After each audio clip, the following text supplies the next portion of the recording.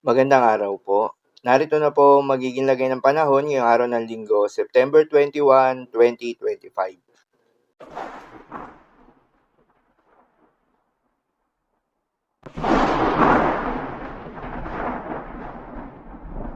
Sa kasalukuyan na tayo sa pag-asa, patuloy pa rin ang paglakas nitong si Bagyong Nando habang binabaybay ang Philippine Sea at ito ay nasa typhoon category pa rin. Ulitong namataan sa laing 710 kilometers east ng Etiague Aurora o 695 kilometers east ng Tuguegarao City, Cagayan.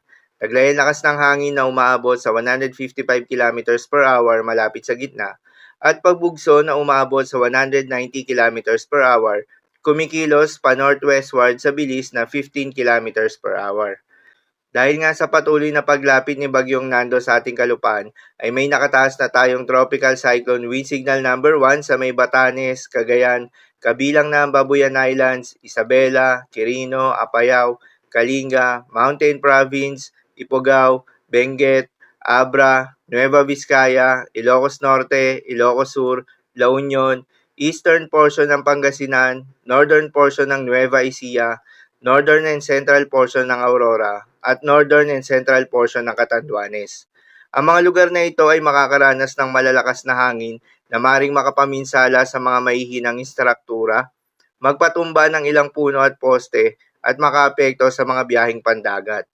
Ang pinakamataas na wind signal na posibleng itaas sa pagdaan ni Bagyong Nando ay Tropical Cyclone Wind Signal number 5. Dahil rin sa trough or extension nitong si Bagyong Nando at epekto na rin ng southwest monsoon, asahan na makakaranas ng malalakas hanggang sa pabugso-bugso na hangin sa bahagi ng Metro Manila, Central Luzon. Ito yung mga lugar na hindi nakasailalim sa Tropical Cyclone Wind Signal number 1, Calabarzon, Bicol Region, Mimaropa, Visayas, Northern Mindanao, Caraga, Davao Occidental at Davao Oriental. At dahil pa rin sa epekto nitong si Bagyong Nando, asahan ngayong araw ang moderate to heavy rain sa may Batanes, Cagayan, Zambales at Bataan. Moderate to heavy rains din sa bahagi ng Cavite, Batangas, Occidental Mindoro, Romblon, Antique at Palawan. Dulot naman yan ng southwest monsoon o hangin habagat.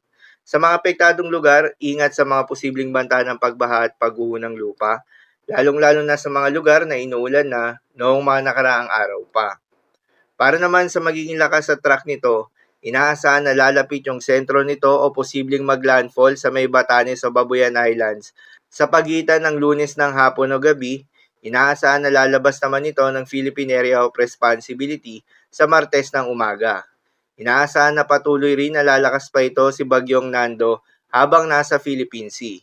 Lalakas at magiging ganap na super typhoon ito ngayong araw bago ito lumapit ng extreme northern Luzon. Paalala lamang po na mga nasabing forecast ay posible pa rin na magbago. Kaya naman patuloy lamang na magantabay sa mga update nating ilalabas, lalo na ng pag-asa. Para naman sa magiging lagay ng mga dagat baybayin, ayon sa pag-asa ay may nakataas tayo na gale warning sa mga seaboards ng Batanes, Isabela, Cagayan, kabilang na ang Babuyan Islands. Dulot yan ng epekto nitong si Bagyong Nando. Kaya naman payo ng pag-asa ay huwag munang pumalaot yung mga kababayan nating mangingisda at yung may mga maliliit na sasakyang pandagat dahil inaasahan yung matataas na mga pag-alon. So yun lamang po para sa lagay ng panahon ngayong araw ng Linggo. Keep safe everyone.